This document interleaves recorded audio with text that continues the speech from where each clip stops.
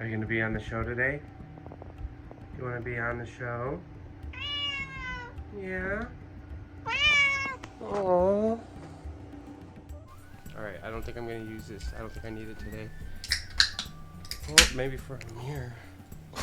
Oh, I gave you a paper and here's a pen if you want. Oh, there's a pen over there. Just in case, I don't know. I'm ADD, so sometimes I need to write like a don't forget to ask when I have a thought and I don't want to interrupt you. I probably should do that. I'll probably just end up interrupting you if I'm being honest. I'll probably just accidentally interrupt you. That's fine. All right, so this will be episode 12. Are you ready? I think so. Look we got that sun coming through. Ooh. We got that good lighting right now. So what did you think these were? You thought this was I thought these were like lights. Like I thought you built some kind of box with a light in it? Yeah, something. They're real windows. That's honestly cooler. We got to officially start this episode. They're not lights, guys. All right, ready? 3, 2, 1.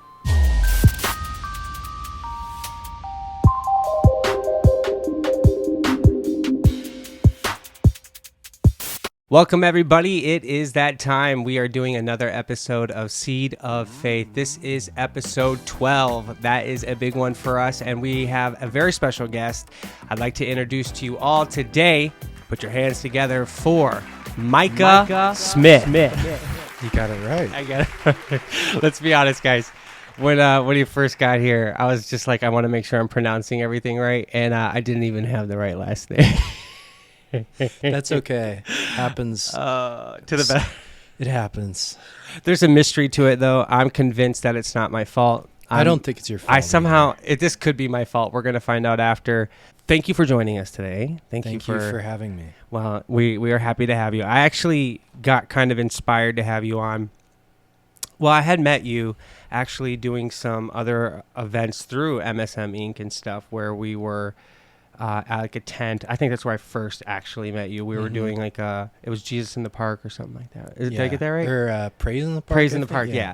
And you were there. You were going to be a part of the worship process, and I was there just doing the Bible giveaway stuff. And that's where I had met you for the first time, and some of your friends, and got to know you a little bit. Ended up, it's been a while now. Like that's. Yeah, it's been a while since then. And then I saw a YouTube video that you had put out where you were just worshiping. And I must have followed you a while ago, but I had not seen any of your videos. So it popped up on my newsfeed. And I started watching it. And I was like, I'm going to be honest, I don't usually watch videos. Like I just don't. I'm so like podcasts and this and news and sermons like that. I don't feel like I have a lot of time to just sit down and watch a worship song on YouTube. Like I feel like my life is so, I don't know, go. Yeah. But I was definitely interested, and I started to watch it. I think I actually I was just appreciating that it was good at first. like I was actually like, this is good. Like, so it got me to just kind of stay longer than I normally would on like just watching a video. And so I was interested, and I kept watching it. And then I actually started to be like, I like this because I felt like there was actual worship happening. And that's all of a sudden where I felt a little more connected to it.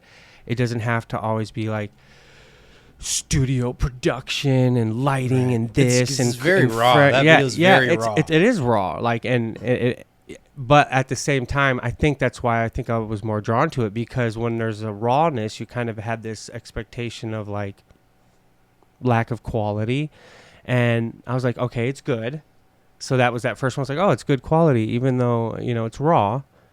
And then I was like, oh, they're really worshiping. And so I was more interested in it at that point. And I don't know. And I stayed and I watched, and I just kept watching. And I liked watching your other musicians, your friends up there that were in the video with you worshiping as well.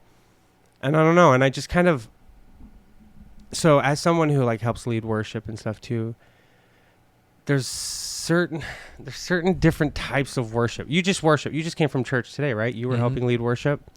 So even like when you're leading the church in worship compared to doing that video and worshiping, and like, so you practiced a bunch and now, okay, guys, we're going to record it now. There's still like an element of like how much you're like taking time out and like focusing on God. And I don't know, like worship can be so different, like even by style of song and tempo, right? Like you can come in and worship song today could be like, are you guys ready today? We're going to praise the Lord. Here we go. Jesus. And there's like, that's worship, right? But like, that's good, but I don't feel like I'm having like this deep connection with God, right? I'm not like, yes, Lord, this is what I need, right? Or like where I'm having a conversation. It's more of like the song that you did, right? It's like where you're worshiping like that. And, believe it or not, because I go to a lot of different churches, maybe you wouldn't be surprised that that style of worship is not like it's different in every church. Like, and so I like your style of worship. I actually have a heart for it and I miss it. And I think that's why I was like, dude, I want to get him on this podcast because I'm serious. Like that's my thought. I saw the video and I was like, I want to get him on this podcast because I want to talk about that. Like I want to talk about, and I know that we had talked in the past and you have like a whole history in music. Like I feel like that's kind of like your jam. Am I wrong? Or music's kind of your thing. I've talked a lot and I'm going to kind of throw it over to you, but I was just trying to say like, what I saw in your worship was the Holy Spirit in me recognized himself in you. And I'm not saying other people don't have that either, you know, just because you're singing out of a hymnal or because you're singing contemporary, you know, 104.3 WBGL, shout out to, you know, like singing that stuff, like, which I love all of it. Like, you know, I really do have a heart for all of that. And all of it means something to me and can affect me in different ways. But like when it comes down to like my heart's song and worship, I kind of want to get lost in a song. I want to be able to have something organic and less click track. I like click tracks for click track stuff, but I just played to some click tracks today. See, and that's what happens. Like, but it's not my favorite. No, and listen, and that's kind of where like a lot of corporate church worship is going. Like the bigger you get, you got to get that click track. Everyone's on click, you know, and they start doing all this stuff, and it gets real. And although that creates a better quality show and sound for everybody, as a musician, I'm losing out. I know it seems like I'd be benefit, but like, dude, I've been broke in those scenarios, like where it's big like that and click tracky and everything is like, and I've still had moments where deep moments with God in those moments. But I can tell you it's a lot harder when it's a lot harder compared to when we go, I don't know, unrehearsed, like unrehearsed feeling, like where we go, I don't know what's happening right now. Let's just unplug, strip back, just really let relaxed. Your heart vulnerable. Yeah. Allow yourself to become more and more vulnerable. And sometimes like, come on, everybody, we're going to praise the Lord. It doesn't allow for a vulnerability to happen that I as a musician am always looking for, whether it's in the lyrics, in just the music itself. There's this thing that I'm trying to get to where my heart gets to get exposed. And it's hard, like, okay, like you said today, like you were a little, you were a little off kilter a little bit today because you didn't get enough time to practice. And although you knew the songs, that's exactly what I mean. Like when I go and I'm singing a song, I'm a little unsure and I got to think about like 1, 2, 3, 4, and I'm counting and I go, there's a 6 count in here. And I got to make sure I come in on the second measure and I'm thinking all that. It's hard to get to like that moment with God where I'm like, I don't know, where he's wrecking my heart, where the lyrics that I'm actually coming out of my mouth actually mean something more than trying to remember them because I'm like leading. So it's also why I appreciate being in the congregation at times and not always up on stage, because then I can do that. I can just like not follow the rules. I know that's probably not the right way to say this, but when I say this, like follow the rules, meaning like I hear other melodies and harmonies and things in a song because that's who God made me. And I can do that quietly by myself. I could do it in a microphone, whatever. But that's the stuff that leads me when I start to be able to sing certain ways, when I can start to forget and just start to sing, where I get wrecked. Like where all of a sudden I get like, ooh, like God hits and he grabs my heart and I can cry or something. And I know that sounds weird. It's like I want God to get to me like that. I feel like I've talked so much, and you know much. What? You have, because I'm such a listener, and I was just listening, and I wasn't taking it in. So now that I had therapy, no, like so I'm explaining all this music stuff. Basically, maybe I can ask you some questions because I want people to know who you are, a little bit of your testimony, and why did I just choose to talk about sorry, I got distracted by the motorcycles. I hope everyone could hear that. That was pretty impressive. When you introduced me, you kind of explained that you had your upbringing in the church, like you were a raised Christian, but also always in the music end of things. It sounded like, or that's the way you went since youth group. Was that what it was? Yeah. You want to explain your story for us, and then I can. Yeah. So, I was raised in the church. My grandparents were pastors, still are pastors. And my parents also at one point were pastors. And I gave my life to Jesus when I was around 4. Mm-hmm. Yeah, pretty young. So, yeah, very young. And I was baptized too. And at 4? At 4, yeah, or around there. Mm-hmm. Shortly after, my dad led me to Christ. You remember being 4? I'm just curious. I remember that moment. Oh, really? Is that like one of the earliest memories? Is that like peak? Because I don't have a lot of 4-year-old memories. I think I have like 2. I don't either. Yeah. I don't either, but I remember that moment vaguely. Mm-hmm. There's probably a lot of details that, you know, I fill in. Yeah. But I do remember, that moment vaguely, and I remember being baptized. So yeah, I was, got saved when I was young, grew up in the church, grew up in ministry, really. Yeah, your both parents are pastors, right? You said? They were, yeah. Yeah, so that's unique. That's not always the case either. Yeah. Yeah, exactly. And then my grandparents You're as like well. Preacher's kid times 2. Oh yeah. Well, the thing is, I'm like, and I could be wrong on this because my dad told me this, and sometimes he gets things wrong. So Dad, if this could be on you. And he's 100% watching right now. He's like my biggest fan. He's drum rolling right now. He's like, what are you gonna say? He's probably laughing right now. You hope. Yeah. You're looking at him right now. No, he is. He's laughing. But no, I did hear this from him, so I don't. He gets things wrong sometimes. Yeah. And I haven't like double checked this, but he said I'm like 4th or 5th generation pastor's kid. Oh, really? Holy smokes. Again, no pressure. Yeah. But yeah. That's a long time. Think about that. That's like, I also could be wrong about that. I mean, but I'm at least, yeah. Grandparents were pastors. There must be enough truth to it for him to believe it. Yeah. He's heard something that it's got to be somewhat true. Yeah. So is that kind of the plan then? Is this? I don't know. Okay. Okay. All right. I'm also very young, figuring out my life. Mm-hmm. I definitely feel some kind of call towards leadership ministry. Because ministry. Pastoring is interesting because I guess when I say pastoring, I think you might think of it the way I think of it, like head of a church. But it could be like youth pastor, right. Worship pastor. They have so much nowadays, like where you could really. I don't. Right. What does it mean? Everything's a pastor. Yeah, like you could be. Creative pastor.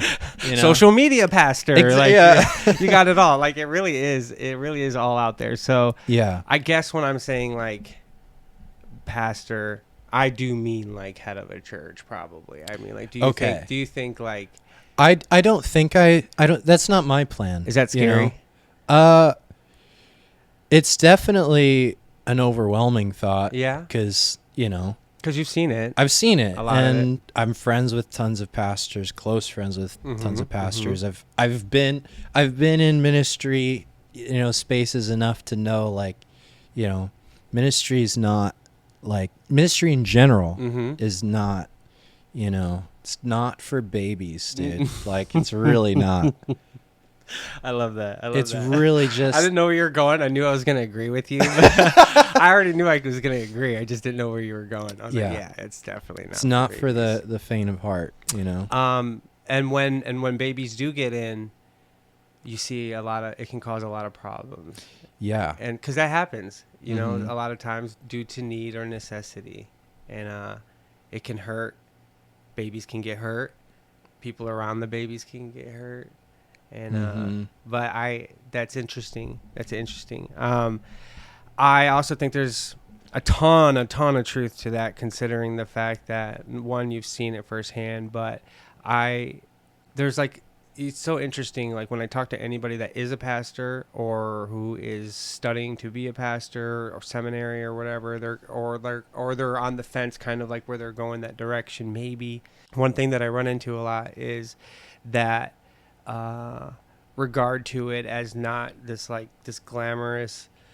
It's not like this like, oh, it's gonna be great. You're gonna be able to do it, preach the Lord, the gospel, and it's just gonna be great. And it's like, actually, really what happens is you take everyone's burdens on to you and you do life with people, and doing life with people means you take on the goods and bads of their lives as well. So when you, even as a church, when you're doing church with people, that's doing life with people, and it's not all good. There's beautiful parts of it, and I'm talking kind of like vague by saying doing life, because this could go as deep as like, it could go all sorts of directions. So I guess to answer your question, I will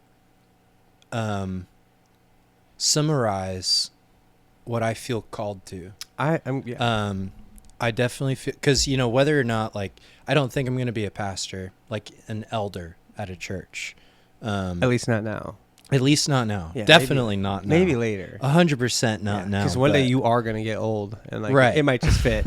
Right. It might actually just be an elder. Yeah, no. But in terms of like, I hear you. Going about, the whole, hierarchy of right. But what I do feel called to is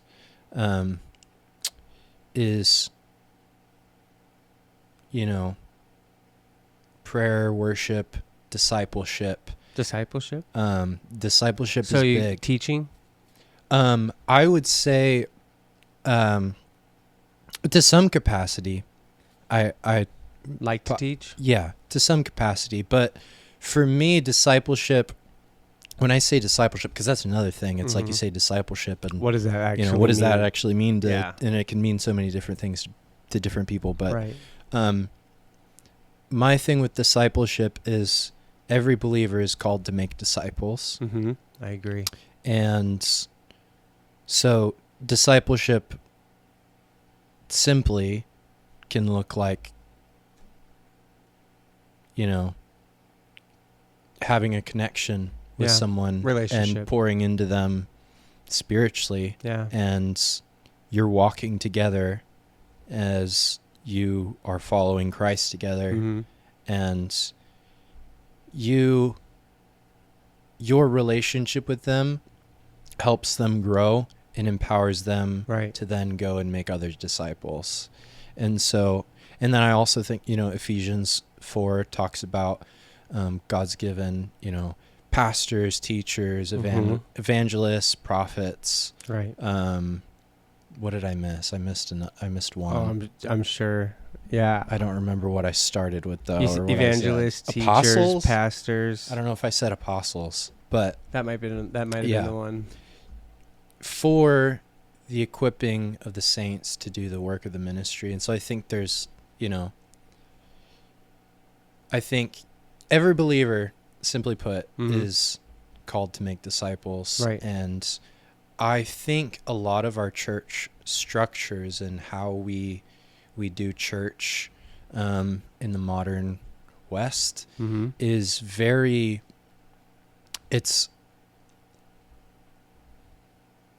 not super focused on discipleship, and it can kind of, in certain contexts, even stagnate.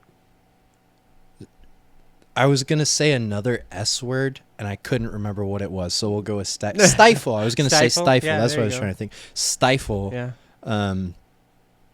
True, like authentic, deeply rooted discipleship that multiplies. So that's a big thing that I think about a lot is our church structures. Yeah, me and too. How we do church planting. And, me too. And not that I think that, big church is bad, mega churches are bad or anything like that. I think I actually think there's a lot of good things about those two. Yeah, they have their place. And it's just another expression of church that is a good thing. But I don't think it's the end all be all. Right. And I think that there has been stifled discipleship in the American church.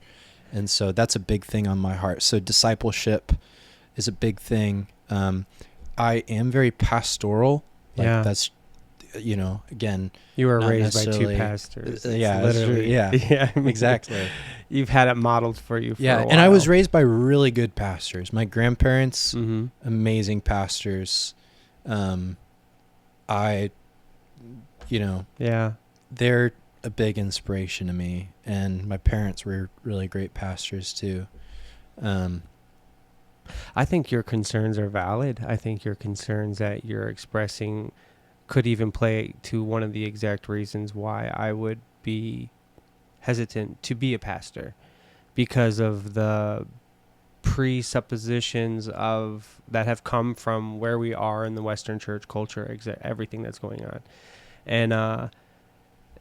and then also the business models that have sort of like worked their way into the structure of church, like how we're even talking, like I said earlier, like the hierarchy. And I wasn't meaning that to be degrading, but like the fact that I've had many conversations, because my heart is in the same place when it comes to churches and their goals, and that I'm trying not to be critical. Like, I'm not trying to be like overly critical, but I there's valid points in pointing towards, like,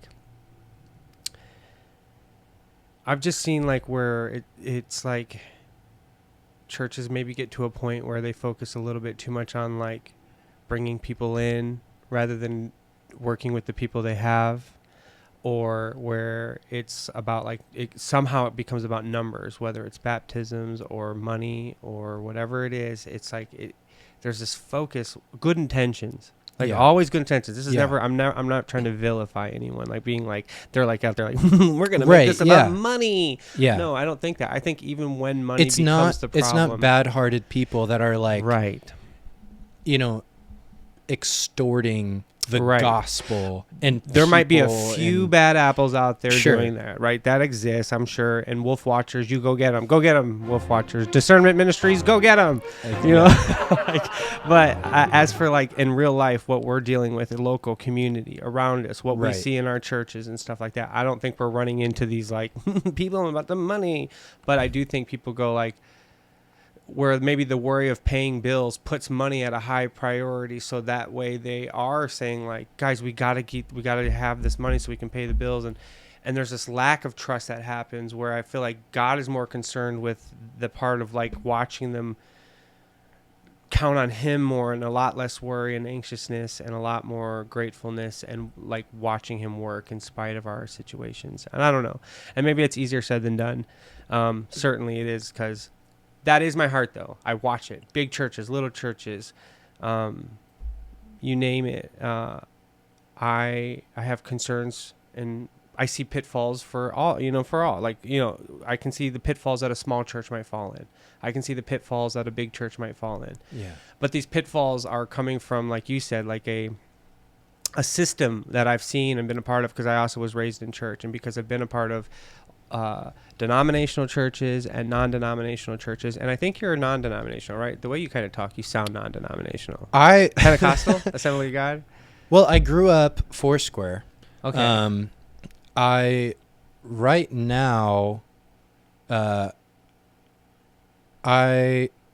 Right now I'm kind of at two different churches. Yeah. One of them is Assemblies of God. Yep. So I was raised in Assemblies of God. Okay. A lot of them were like. Yeah. So I relate to on that. I love it. What's the other one? But how I would say it, I don't really know how to answer that question yet, because I like to say that I am non-denominational. Right. That's what I say. Yeah. I even looked up like what saying that means. Like I was like, what does that even mean when I say that? Like, but when I read what it actually means, when it says truly I am non-denominational. I respect denominations and stuff like that. And you know how some organizations can be like interdenominational? Mm-hmm. Mm-hmm. Yeah. I kind of want to say I'm interdenominational. Yeah, maybe that's cool. But I don't know. It just cool. sounds cool, and I feel like it is a little bit more like I gotta look that definition up, but that might be the right word. That might be the cool word to like bring into all this. We're like, you know what, guys, we're starting the interdenominational church. Like, and it's not like about unity with all churches and all things. It is about seeking unity on the things that matter. I feel like that's kind of what I try to do on this podcast too. Like I really try to like not make it one way or another on denominations or anything. Yeah. But I still have my opinions, and I still have the things that I think are true and not true. And I'm not like I'll be respectful, but I'm not going to just sit here and agree with someone either. Like I hope I wouldn't. I hope you'd call me out on that. Call me out in the comments if you're like, Joe, what were you doing? You should have said something. I hope that's never the case. Okay, so you're raised two pastors. You have this in your system, so you're pastoral. Like you are involved in ministries, worship, doing this stuff. You recognize this stuff also in the church, where it's kind of like stuff that, again, it's not like a criticism of like, again, these systems. Mm-hmm. And they're not beneficial, and they're not always beneficial, and they're not always good, and they're not always right. And that being said, you said, I'm young. Does that mean there's something else on the table that you think about other than ministry at all? Like where you go, like maybe I'm going to go do this and be an entrepreneur in music production, and it has nothing to do with ministry at all, besides I'm a Christian in the music industry. Is that like the battle in the mind of like being in a part of a church, a local church, not the universal church, but being a part of a church, a local church, where you're locked in and this is your role and position, maybe even paid, not just volunteer, like this could be who you are in the church, or going off music production, you're a Christian, being a light in the darkness, and that's totally different from being a pastor or in ministry at all. Is that kind of the battle? Yeah, I would say there's three things that I battle with, and three different kind of directions that I feel pulled in. One is sort of, I guess, going into something already established, and instead of that's a part of the system that we see, and just basically being on staff at a church, full time, whatever that means, whether it's joining the thing and trying to change it from within, or like not even necessarily trying to change it, but like just because there's a lot of good things about just serving the local church. Agreed. Whether you're like on staff full time or just a part of the local church community. I think you should be plugged in. I do too. Absolutely. Doing something. And but I definitely feel a call to ministry, full time, leadership kind of thing. And so that is an option. Mm-hmm. And I struggle with the pull of trying to do that. I struggle, but because of some of my values and the things that I value, a lot of those things aren't valued in a lot of the local church contexts we see here. Okay. And so, like, even if it's just discipleship, right? A lot of the times that's not valued in bigger local church contexts. Don't they? But wouldn't you say, and I'm just curious, because they would say, oh, yes, we are. That's why we do small groups. Right. And I think small groups are good. Me too. The problem with small groups, which, hopefully I'm not making anyone squirm by saying there's a problem with it. It's okay. It's okay. There are problems with it. The problem isn't, let me say this. The good things about small groups, it's a way for people to connect and fellowship and be able to develop deep relationship with people and grow in their faith together. Agreed. That's great. The problem with small groups is they aren't focused on multiplication. Okay. So it's, hey guys, in our, bigger church congregation, we really, really want to encourage you to get into one of our smaller contexts, so that you can plug into that. Mm-hmm. And you're plugging into that so you can grow and you can develop relationships.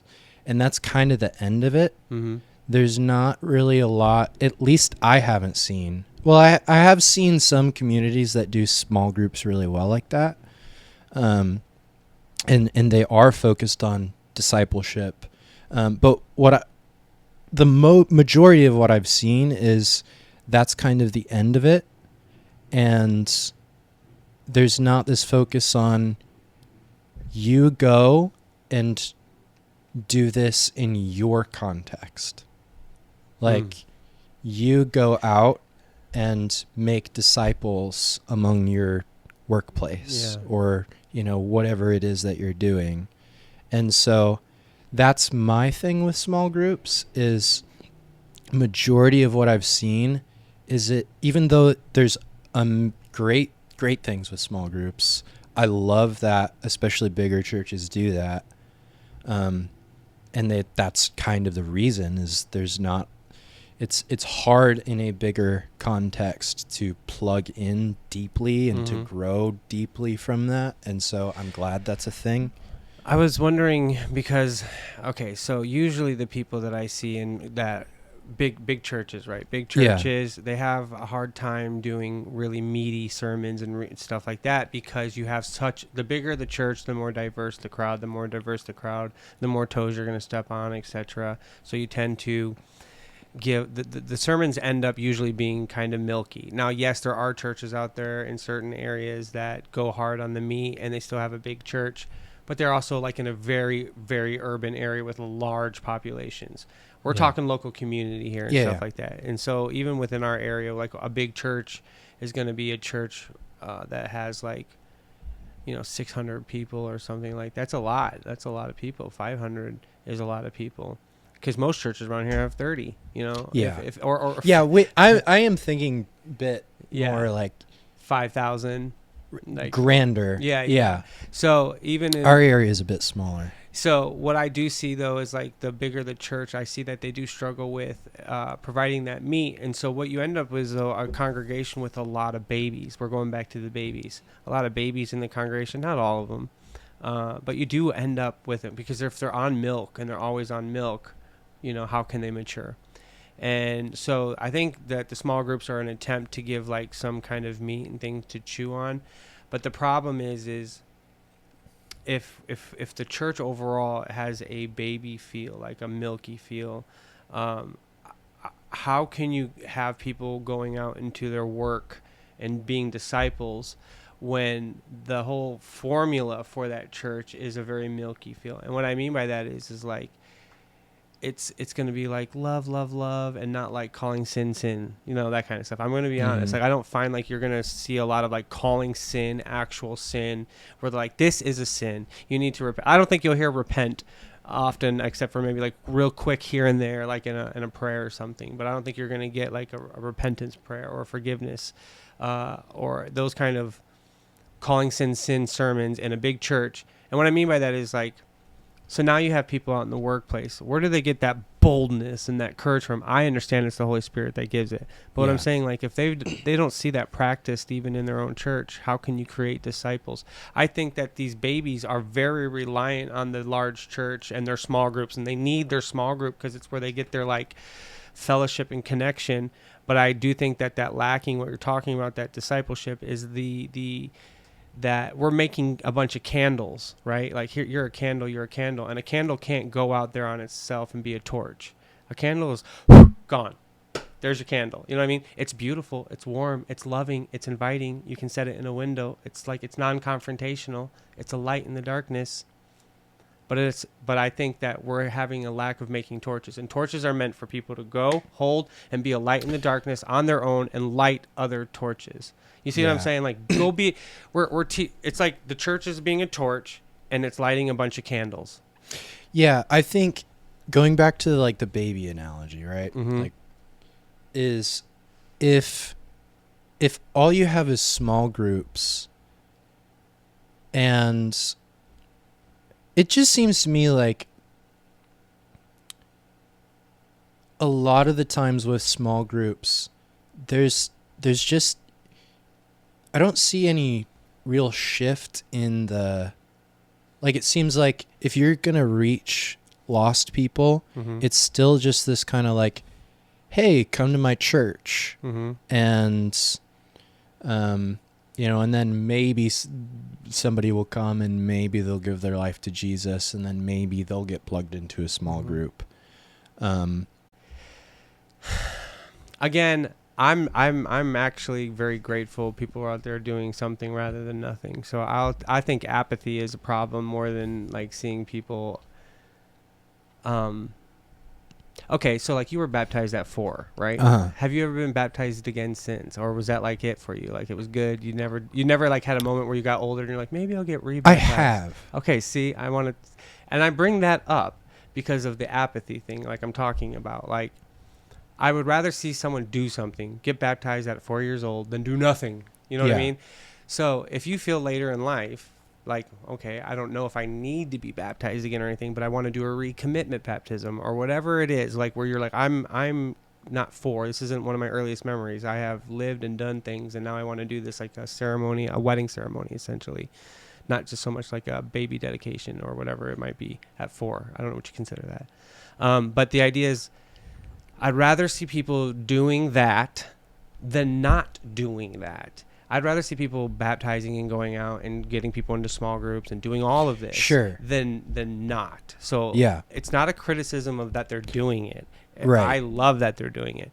It's like you're saying, you see a missing void in what they're doing. It's like if you have a small group of babies. Right. Maybe toddlers. Maybe toddlers. Maybe some toddlers. Yeah. They're getting on that. But like, it never changes. Like, they don't, like, the people don't mature to a point where now you can go out and be a torch. Right. Like, you can go out and do the work. Like, you do the work of the ministry. Right. That's a problem. Yeah. And not in the sense of, again, it's not this like hypercritical. It's just like there's a gap somewhere.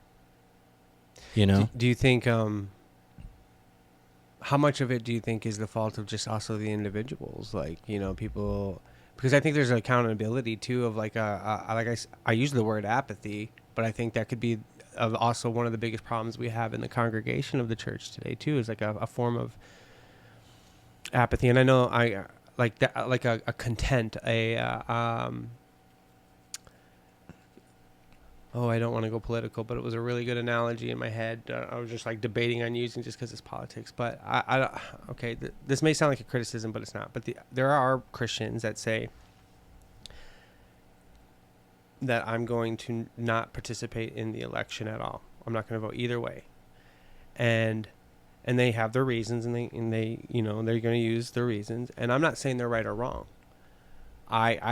I believe they're wrong, and I would use my reasons of why I would be like, you're a citizen. But again, it's a non-salvational issue or anything like that. So I'm never going to take it to the depths of like questioning someone's salvation. Although there are Christians that would. They'd be like, "You're not going to vote? Are you even Christian?" Yeah. We're not talking about that. Yeah, but I get this like is. To me, it's like that's a type of apathy. That's because I hear like in their things of like, well, God's sovereign and it doesn't matter, and whatever is supposed to happen will happen. And so they're kind of like hands up, and I'm like, that in the politics world is the exact same thing I see in the congregations of like, God sovereign, He's got whatever. It's God's got this. Whatever's supposed to happen, whoever becomes president, it's whoever God wanted anyways. And so they like literally take their hands off it and say like, I won't vote. And that's the exact same way I see them like in the church or something, where they're like in their workplace, right? Because you're talking about disciples going out where they're like, well, God's got this. Like, I don't know, like He doesn't even need me. And I'm like, you're right. He does not need you. It's like, but you should want to be needed. Like there's a difference. And apathy is like saying like, oh, I'm good. I don't know. Like, yeah, I think of it as, I don't really know, like, I think there's a bigger responsibility on church leadership because, one, you're put in that position to shepherd and take care of God's people. There's a higher accountability and responsibility for church leaders. And I think it's more of, well, I think part of that comes from, I think most of what I've seen is, I can't think of the word. It's like when you are like not aware of something. Well, it's ignorant. That's ignorant. Yeah, I think a lot of it is ignorance. It's people don't really. People are really offended by that. People word. Don't really know. Yeah. That they're supposed to do the work of the ministry and go out and make disciples. And the other thing is, if we don't have a church model that equips them in that, then even if they do find out, oh, I'm supposed to be making disciples, then the next thing is, how do I make disciples? Right. And what they might find is a pastor saying, you got to be bold. You got to be, share your faith, all this stuff. And like invite somebody to church, which is great. Definitely invite people to church. Yeah, I agree. But if that's the only form of boldness, if that's the only thing you know how to do in terms of reaching out to the lost, like there's a whole facet of things in the scriptures that you're missing out on. Like there's a whole facet of gifts that people have, gifts of the Spirit that people have that are for that thing. And that's why I think Ephesians 4, like, a part of the evangelist's job is to equip the church on how to evangelize. I think a part of the teacher's job is to teach in a way that, one, helps people grow, but also helps them teach others the things of Christ, like it says. And I think there's like all these different elements of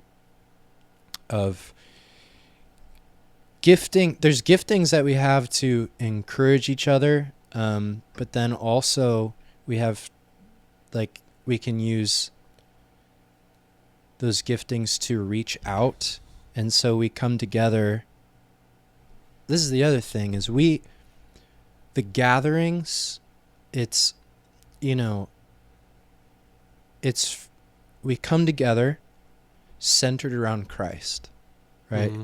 In Colossians it says, let the word of Christ dwell richly among you. Teaching and admonishing and encouraging one another in through psalms, hymns, and spiritual songs. So there's this corporate, like we are ministering to one another and encouraging one another as we come together and center ourselves around Jesus and around the gospel.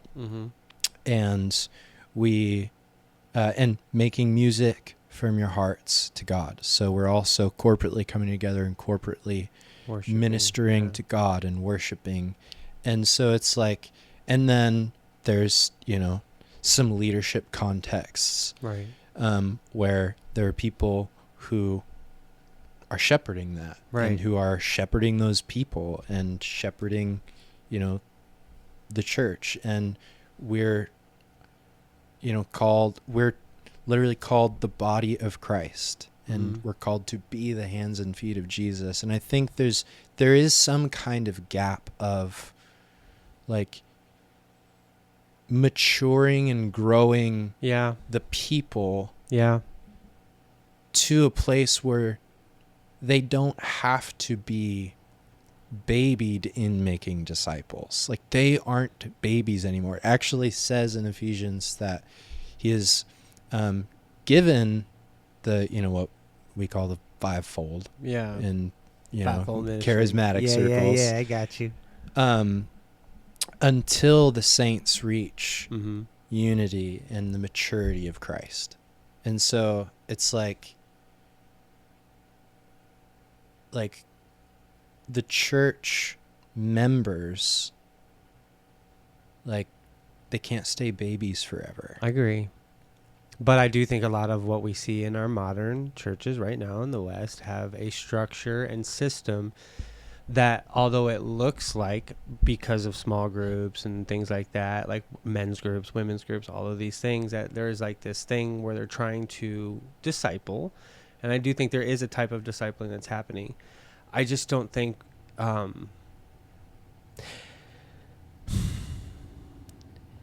don't think there's a lot of iron sharpening iron. And there's just because you're discipling someone doesn't mean you're actually teaching them the things that you really need to equip them with. And I think part of what we're talking about in my version of discipleship is that there's a lack of equipping the people that are saved, right? They're coming to these small groups. They are baptized. They are part of your church. They are. So are you discipling them? Yes. Discipling them is like you said, it's more than just teaching. It's being patient with them when they're being difficult, because you're showing them what being patient with them looks like when they're being difficult. That's a type of discipleship, right? It's the same thing in like parenting. But like, are you equipping them? And equipping them is also, that's also like knowledge and the ability to do things and implications and recognize like how to recognize certain things and pitfalls and I think that's probably where we take the back seat to like Jehovah's Witnesses and Mormons. I think they do a lot better job equipping, like they definitely do. They do a lot better job equipping their people for going out and like being a part of it. Like I gotta say they definitely have a heart for doing that. Like, and it's a sad indictment against the body of Christ. But again, it's a little bit of that. I think, again, it's like a type of culture thing, an apathy thing. I don't know. Yeah, and I think, again, going back to that, it not being a criticism or like a cynicism. Yeah, because I guess in some ways it's like, it's a critique. Yeah. But I think that the thing is constructive. Right, is I've been in contexts where people are literally like, we don't want to do that. We don't want to make disciples. Wait, you've been in a church where they said that, essentially? Yeah. Really? Because we're too busy with running all these programs. We're burnt out. We don't want another thing on our plate. But that thing is the plate. Like, that's where Jesus said, here's the plate, and this is one of the things on the plate. Right. And not trunk or treat, not this or that. Not I get it. Like, it's discipleship. Like, And that's the thing. It's like, if, again, going back to like, it's not a critique on churches or the local church or, organizational churches, but if it becomes about anything else than loving God, loving others, and making disciples, it doesn't matter. In fact, if it's if I heard a pastor say this one time, and it's like, it's one of my favorite things. Yeah. He says, if your church's mission and vision statement is centered and focused on anything other than loving God, loving others, and making disciples, it's not a biblical church. And it's like, I think the problem that I've seen is in a lot of our modern church context in the West is we can get so wrapped up in all of the optional things that we lose sight of the necessary things, and the optional things become the priority when the things that Jesus said to do, commanded and commissioned us to do, takes the back seat. And I think that's the thing that I'm like, that's the problem. And that's really like, because that affects everything. And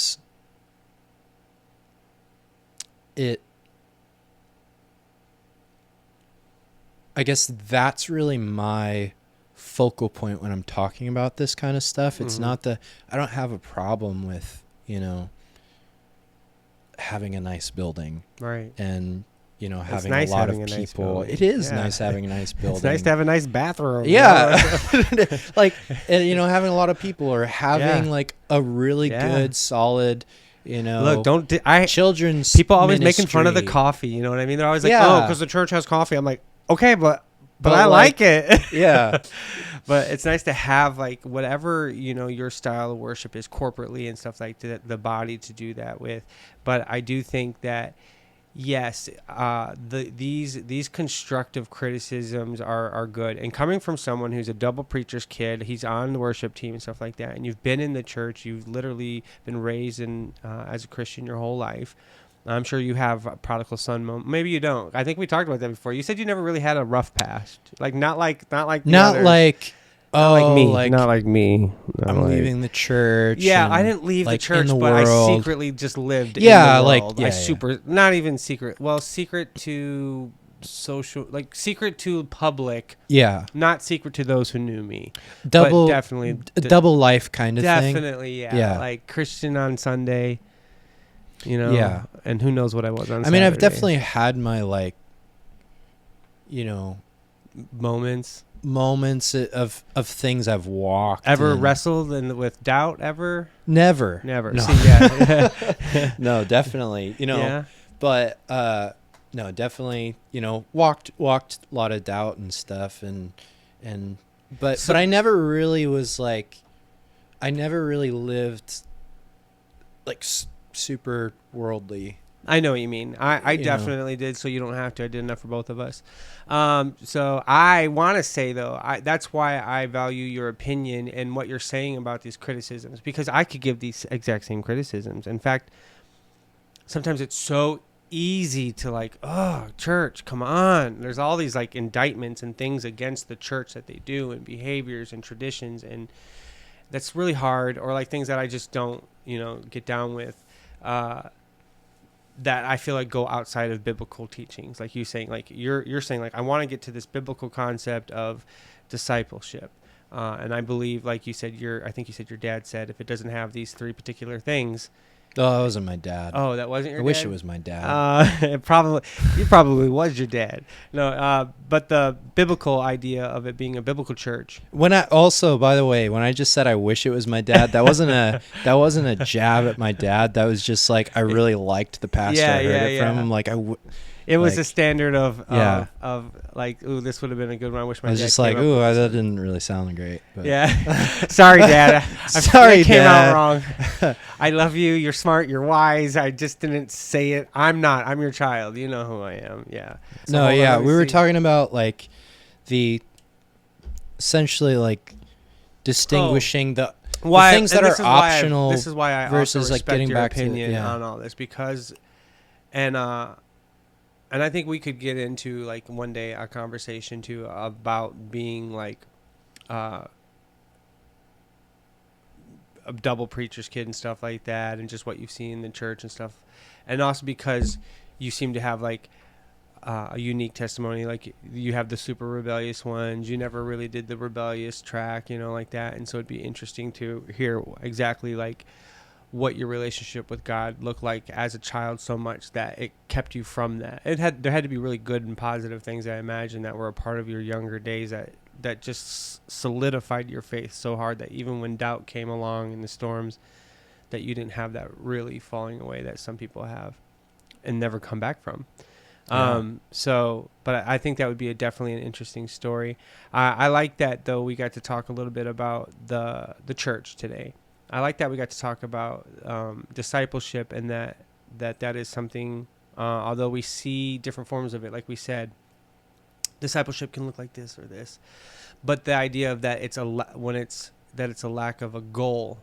I do feel like what I see more goals are like, I tend to see like baptism goals. I tend to see like money goals. Like we got to get to this much money so we can raise for the food thing, or we got to get this much money so we can get this we can send off to the missionaries. And I'm not saying anything is wrong with this, but when I'm talking about the focus of the goals, of the numbers and everything, is always like, and I understand that they're wanting to get, churches probably struggle a lot with getting people involved. I feel like that's a challenge. As a church, getting your congregation actually involved, like when you're saying like, come join us on the food drive, actually getting people to come to the food drive is probably way harder. You might have a few dedicated ones that are at everything that you do, and they're the ones that can do it, but like actually getting the turnout is probably super difficult. So again, that's why I said, how much is leadership, how much is people? I think people have an apathy, but I understand everything you said about leadership, and they have the higher accountability and setting these standards and helping them even understand why they should be here or helping. And yes, you don't have to be at every food drive or anything like that, but there are ways of getting involved in your localized church. Plugged in, you said, getting plugged into a church. And again, it doesn't matter if it's stained glass hymnals, or big music, right. Whether they have small groups or not. Maybe the church is so small they don't have a small group because it is a small group. You know what I mean? Like some churches just are small groups. But the idea is, yes, getting plugged in. And that's a good thing. And then hopefully that actually getting discipled. And you know what? I would encourage those watching this right now. And this isn't to the leadership right now. I'm actually talking to the people watching this that are not in leadership. Challenge your leadership. If you don't feel like you're getting discipled, go up to them and have the conversation with them where you say, I want to be discipled. I'm not trying to be discipled to be a pastor or like discipled to be a position. I want to be a discipled ambassador of Christ. I want to be a discipled in how to be the light in the darkness at my work. And how do I do this biblically? Not just how I feel in my heart, not just like, oh, I don't want to cause confrontation, or I want to do this, or putting certain things like fear of backlash or whatever. Like, how do I walk in faith and get discipled in that? They can help you know where to read in the Bible, find, what I'm saying is just challenge whoever. If you're on the worship team, challenge your worship leader if you don't feel like you're getting discipled. If you're in the congregation, or if you're in a small group and you don't feel like you're getting discipled and you don't get to ask questions or whatever, challenge them. Say like, I need to be discipled. And then maybe that's a way to get changed too. So then once you as a person ask, you want to be discipled, then it truly is on leadership. Then we can say, no matter what, at that point, if you go to them and you say, if you're feeling convicted watching this and like, oh, I don't know where I'm at with discipleship. Am I really being discipled? Where am I? If if you don't know where you're at, go to your leadership, ask them to be discipled, and then at that point, it really is on your leadership to do the follow-up with you and find out what it is that God's put on your heart and why you're even asking that. Because if you're willing to ask that, there's a purpose to that.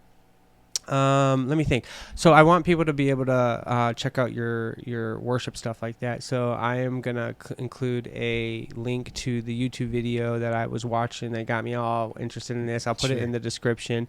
So that'll take them to your channel too, right? Is that where I can send them to watch your stuff? Or okay. Yeah. So we'll put that in the link so you guys can check out Micah's worship stuff. He's got a bunch of other stuff in there too, but I'm actually going to link to the video that I watched recently, so that way you guys can check that out since we talked about it, and then that'll take you to his channel. So then you can just hit subscribe on his channel once you're there, once you love it.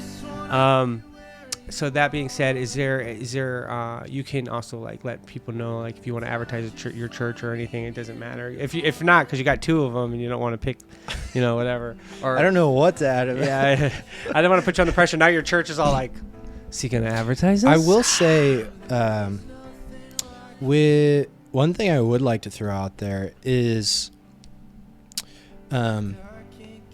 we do a lot of worship nights at that coffee shop that I was telling you about. Yeah. So the Core Cafe in Spring Valley. We do a lot of worship Plug it out. nights. Say it. It's Core Cafe. Core Cafe in Spring Valley, Illinois.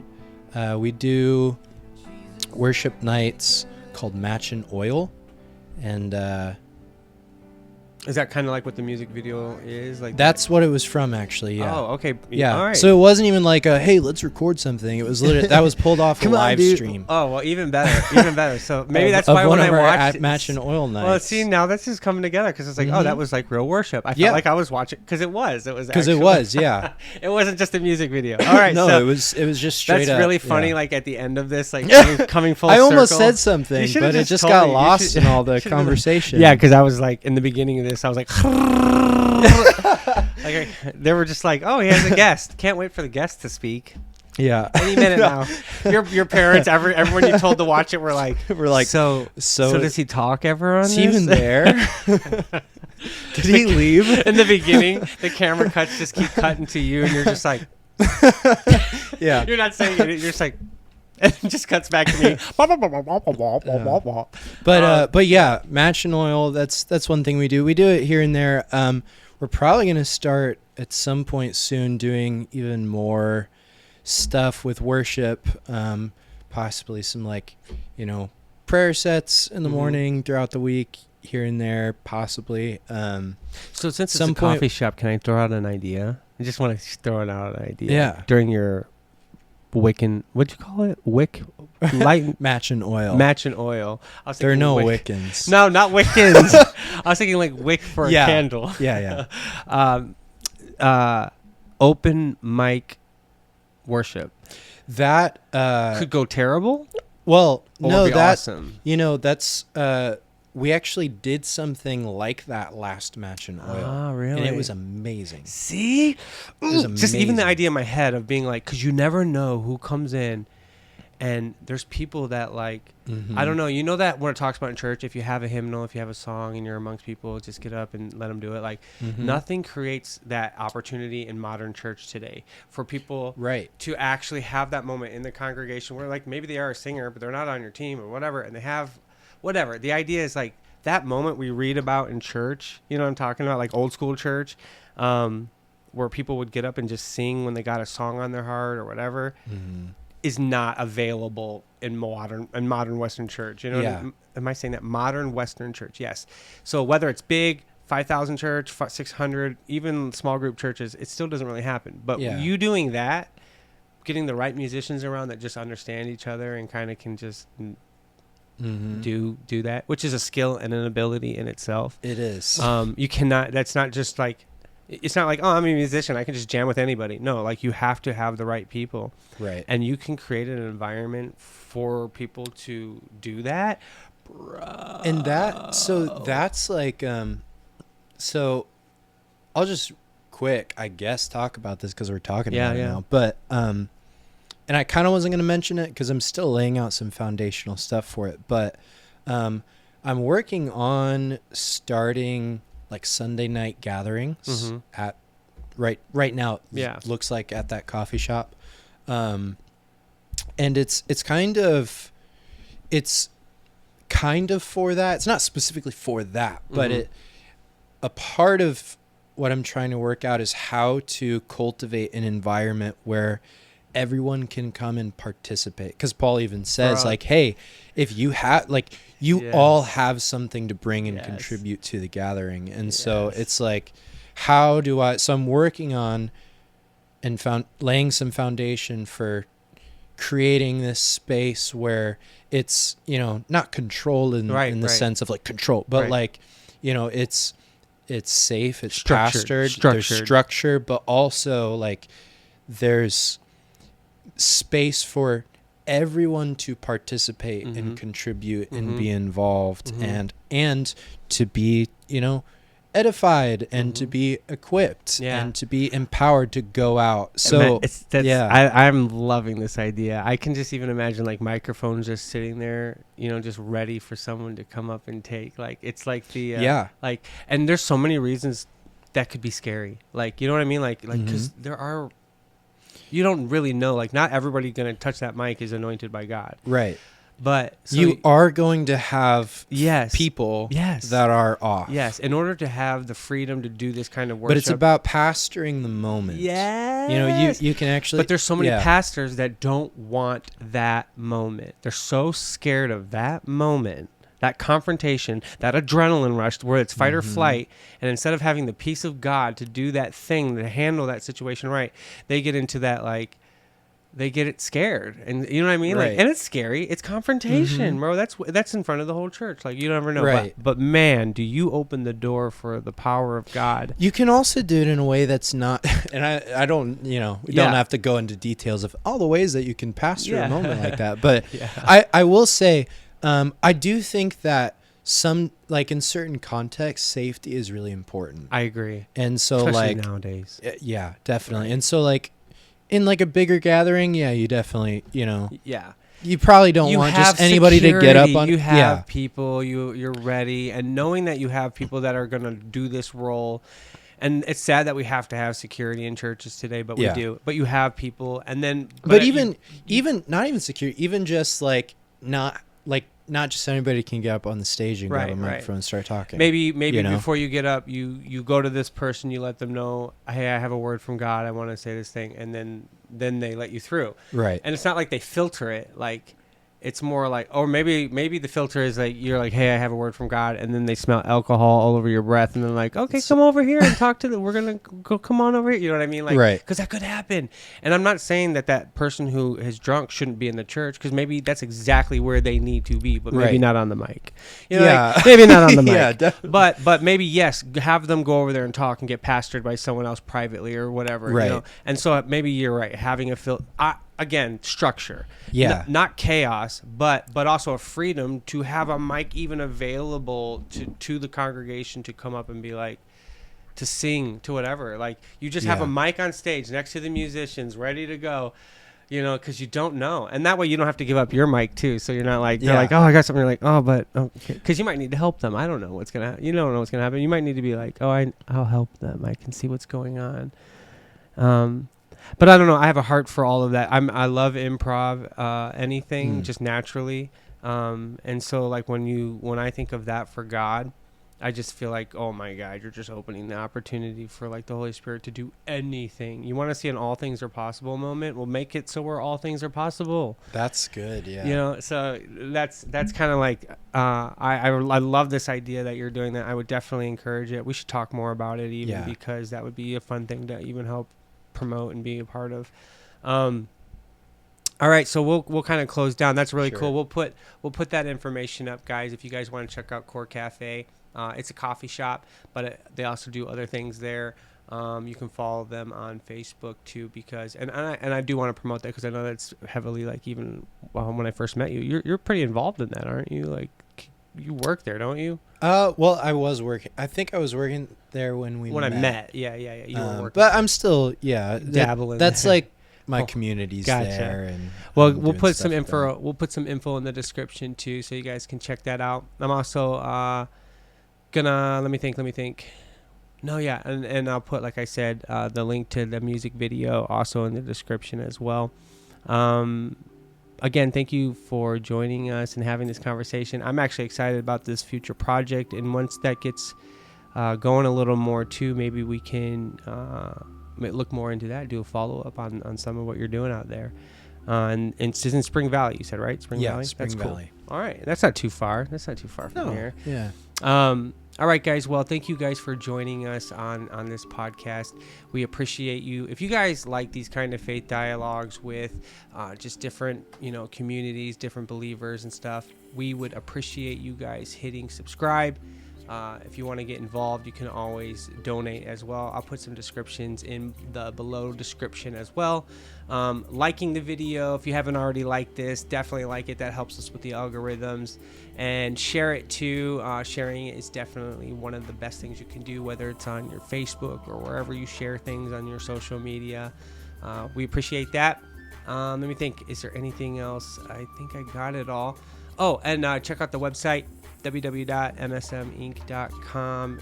That's like the hub, and also because we have articles that we release. We just released an article written by Ronnie Johnson, so you guys can check that out. You'll see it on the website. And again, the website will lead you to other things too, like giveaways and the merch that we got. If you guys want to get some hoodies, it's starting to get cold out. And I think I really nailed it that time. Again, thank you so much for joining us, and I appreciate it. And you guys have a good one. You guys take care. Thank you.